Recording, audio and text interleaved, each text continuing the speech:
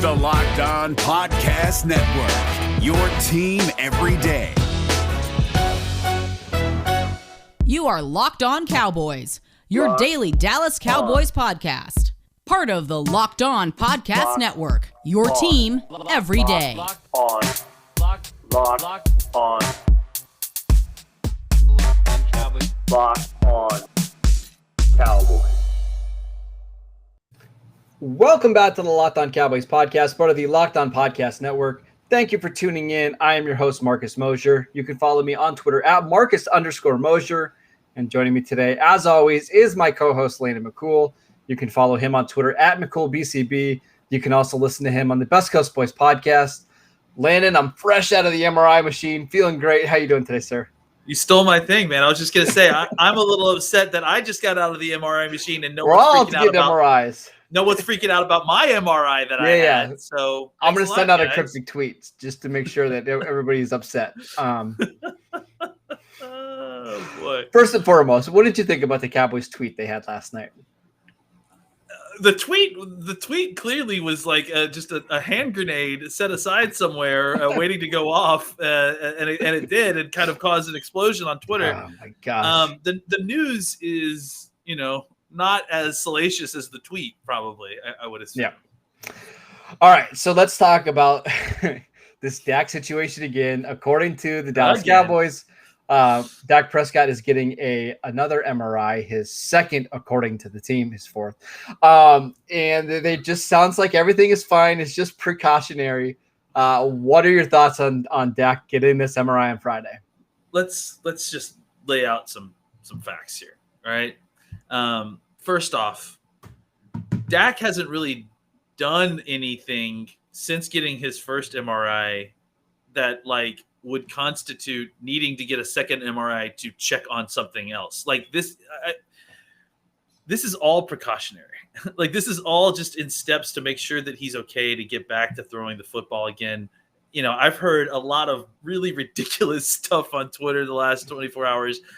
They don't just do MRIs for fun. MRIs are expensive. I mean, did you guys catch that Forbes article the other day about the Cowboys? I don't know if you heard, but they got money. $4.5 billion. And I don't know before that if you heard about the contract that Dak Prescott signed that made him $40 million a year. I think they can afford to take 2 MRIs. They took an MRI while they were in Oxnard. Mm-hmm. So, I mean, I understand that there's, an itchy trigger finger here because of Dak being. We're scarred from previous experiences. Scarred. Dak's scarred from the injury, and we're scarred from the experience. Yeah. It's and that's where we are. But this kind of aw shucks, sure, it's a precautionary MRI kind of talk, like those people have any clue. I mean, the things that I heard that people thought that Dak was getting this MRI, I heard one guy on my Twitter ask me, do they think it's a torn rotator cuff? Dak was throwing the football yesterday, guys. What do you think that if Dak was even close to seriously hurt, they would let him A, wear pads in practice, and B, throw the football further than from here to this microphone? No, they wouldn't. It's the other thing is, again, just to make sure everybody understands this, Dak isn't getting an MRI on Thursday. He's not even getting it on Friday. He's getting it after their preseason game on Friday night. You don't get an MRI that late unless it's precautionary. If something was wrong, he would have already had another MRI, right? He would have had it right after practice. It's a scheduled MRI to make sure that the throwing that he did in practice didn't cause any more damage, and it shows improvement. So that way, when we get to the star next week, they can ramp up his throwing in practice, and he can start doing team stuff. How did this get so lost in translation, Landon? I mean, the tweet didn't help. And I think, look, all of this has been, all this controversy or the excitement around this has been buoyed by the fact that a lot of what's been going on has been, and I was just going to point that out about what you just said. If this was an emergency, they wouldn't be deferring to their schedule to when they would get this MRI. They would get it immediately. But since it's not an emergency, they know, okay, we got we got to fly in to play the game in Arizona. Then we have to get back to the Star. Let's get it once we get back to our facilities in the Star. Like this is, and it was just like the injury up front when he hurt himself. They knew he wasn't going to be playing in either the Rams or the Pittsburgh game. No, I'm talking about before. The Hall of Fame game. So there's no reason for him to have been throwing for this whole time. So I think the schedule kind of, made it look like it was a longer injury when in reality, there was no reason to rush Dak back. And the whole situation is just going to be fixed by rest. So why not give him all this extra rest when they have it? When the injury happened, what did we say in this podcast? Because of the way the schedule mentioned, kind of played out, as you mentioned, he wasn't going to throw during the game. I didn't think he was going to throw the Saturday they had practice against the Rams. And then they kind of start working him in. That's exactly what happened. Exactly he was doing all the drills. Was that what day was that? Tuesday, Wednesday that he was throwing into the stuff. We saw him throwing after practice with Amari Cooper. This is all part of the plan that's going on. And I don't understand why all of a sudden people are freaking out because he's getting a second MRI. I don't get it. You got to look. That's why. It's because people like you keep saying stuff like that, Marcus. Stop doing. Well, no, I'm saying this is a good thing. Like this is another MRI because MRI thing. Yes, because they want to keep checking on the progress. It's not because something's wrong. It's because something's been right, and they want to say, okay, where are we at now? Are we good to let him rip it and go into practice? That's literally all this is. Yeah, and look, it's not anything more than that. And frankly, before the ironic thing is that when I got back on Twitter and saw that it had exploded and everyone was freaking out, before that, we had just gotten our most positive news about Dak and kind of further confirmation that he's on schedule for where we think he is. So I don't know where all that as a Cowboy fan. That's what it is. I mean, clearly. So I guess that's where we're at. I mean, hopefully our fans are obviously well versed on what's happening. And can kind of laugh off a lot of this and not stress out. All right, Landon, let's take a quick break so I can tell you guys about rockauto.com. It is a family business serving auto parts to customers online for over 20 years. They have everything from engine control modules and brake parts, motor oil, and even new carpet. Whether it's for your classic or your daily driver, get everything you need in a few easy clicks delivered directly to your door. The rockauto.com catalog is unique and remarkably easy to navigate. Quickly see all the parts available for your vehicle and choose the brand, specifications, and prices that you prefer.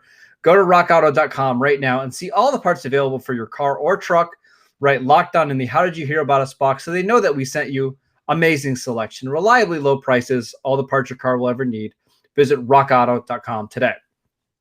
All right, let's talk about another MRI that the Cowboys are going to be doing here. I think they've already done it, actually. Tight end Dalton Schultz, he got hurt at the end of practice. Sounds like he walked off. He was okay. Sounds like it's a calf strain, but it could keep him off the field for 1 to 2 weeks. How concerned are you about this? I mean, as long as he's coming back for week 1, I'm not concerned. And he's ready. He's had a really good camp, just really shown that he last year was not a fluke. And that he belongs in the conversation when they talk about who's playing in tight end, even if there's only one out there. So I would say just be precautious. Give some of these down roster guys a chance, like Nick Eubanks. Jeremy Sprinkle has not done really anything. I'm surprised.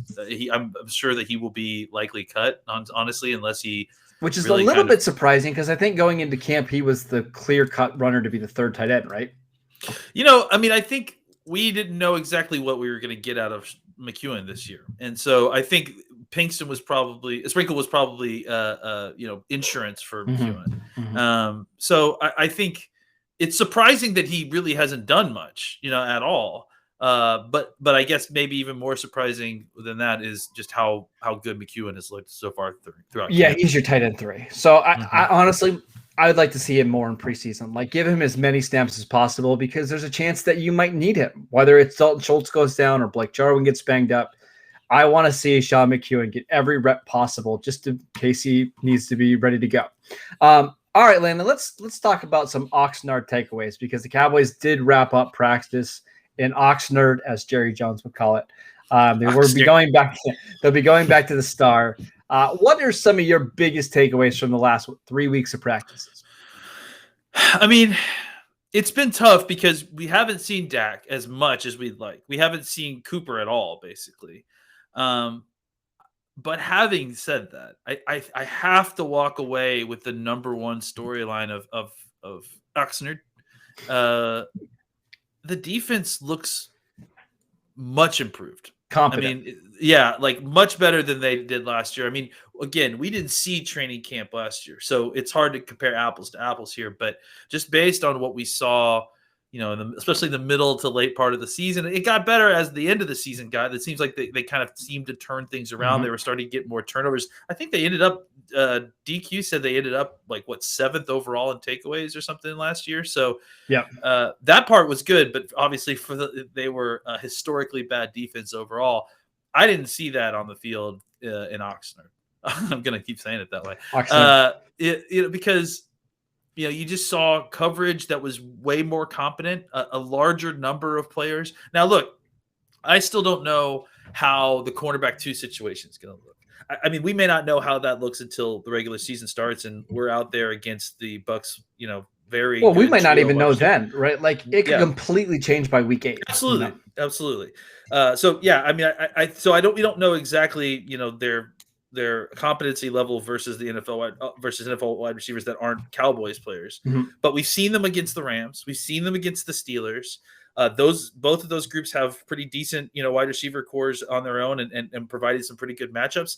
And our guys held their own and certainly didn't embarrass themselves. And I think the idea that, Anthony Brown came into training camp as your cornerback 2, and now you've got Joseph, who you feel really good about.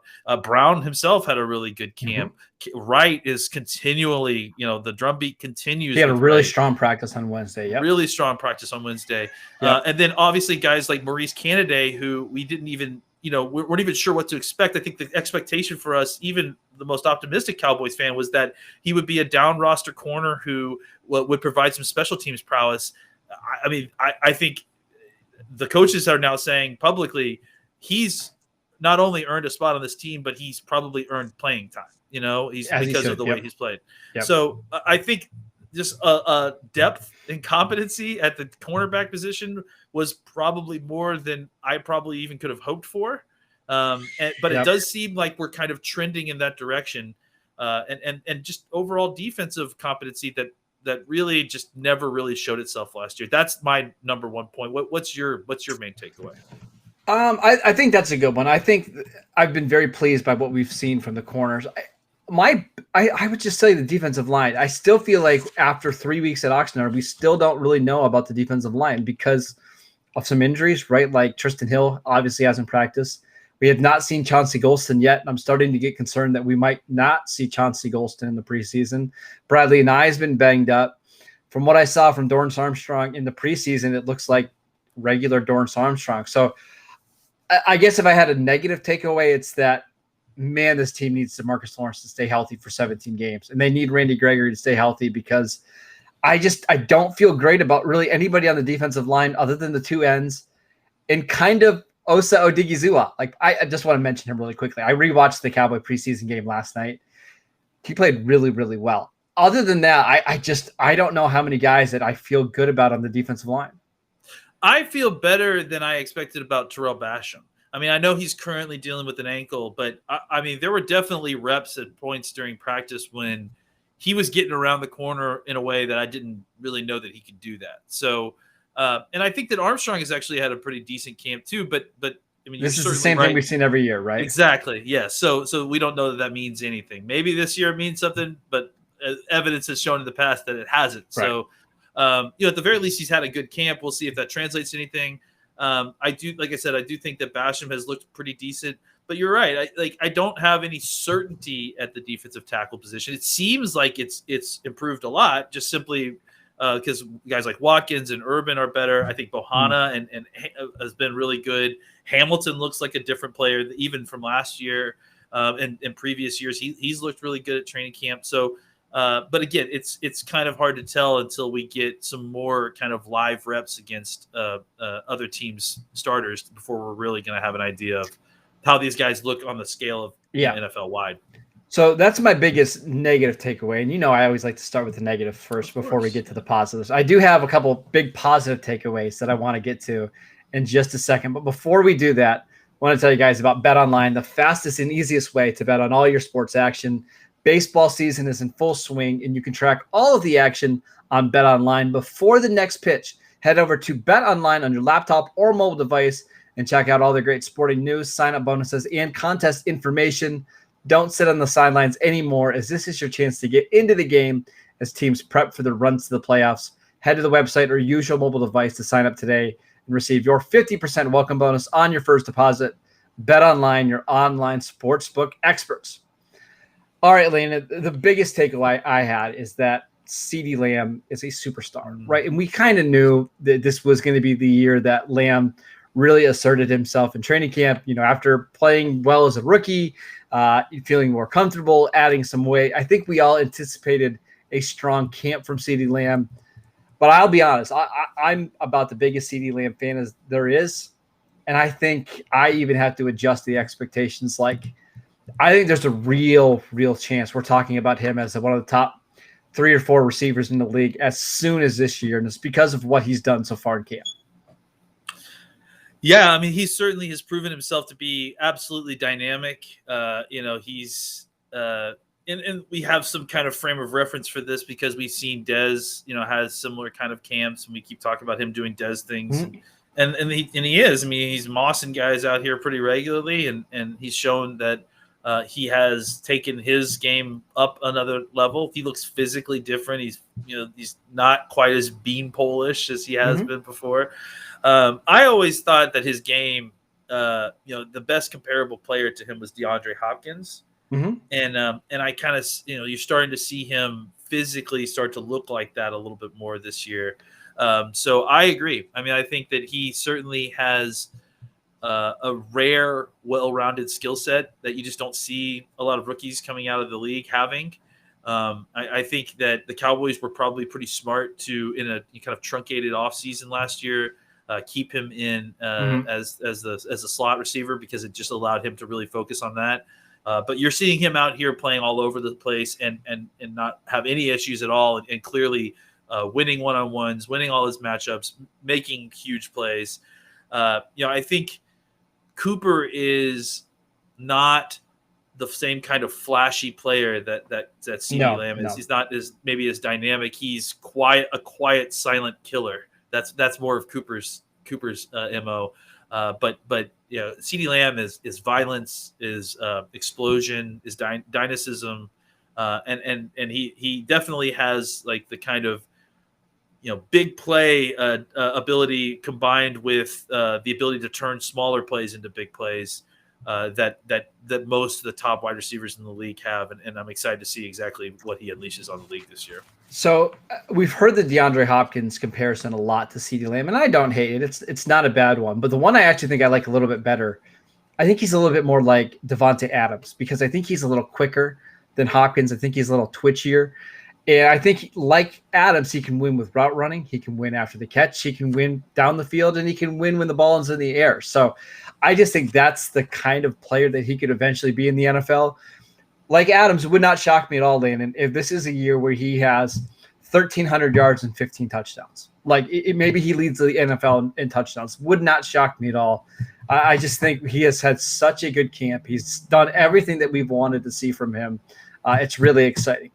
Any other takeaways, especially on the offensive side of the ball from Oxnard? Yeah, I mean, I think we kind of went in with high expectations for having some good offensive line depth, and I don't know that that's necessarily played out the way we thought. I think McGovern is maybe a step or two better than he's probably the only one that we're excited anticipating. About, right? Yeah, right.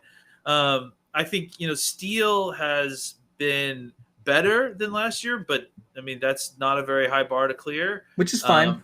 Yeah, third tackle, they're fourth tackle. Still developing there. I guess my question is what is the plan at swing tackle? I mean, I know that Nsekhe kind of had some issues with his knee yesterday in practice, so we're not even probably not going to get a chance to look at him again.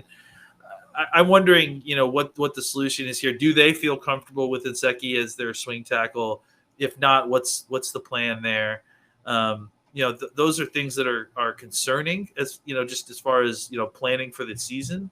But I think the offensive line as a whole, the starters have looked good and they looked ready. And guys like Tyron Smith and La'el Collins look primed for a bounce back season from last year. I didn't ask you this after the preseason game, but did you watch Matt Farniok, the center the Cowboys drafted in the preseason? Did you study him at all? I mean, I watched him a couple. Yeah. I seen him throughout camp and watched him in practice. What did you think about him in camp? Because what I saw in the preseason game was not great. Yeah, I mean he's very up and down, and I think that in the preseason game he probably looked even worse because he played a ton, and Pittsburgh was playing. I think there was a mismatch in talent on the defensive line and offensive line by the time he got in there. So I think he's been good, but certainly not. No, I mean I think he's been okay.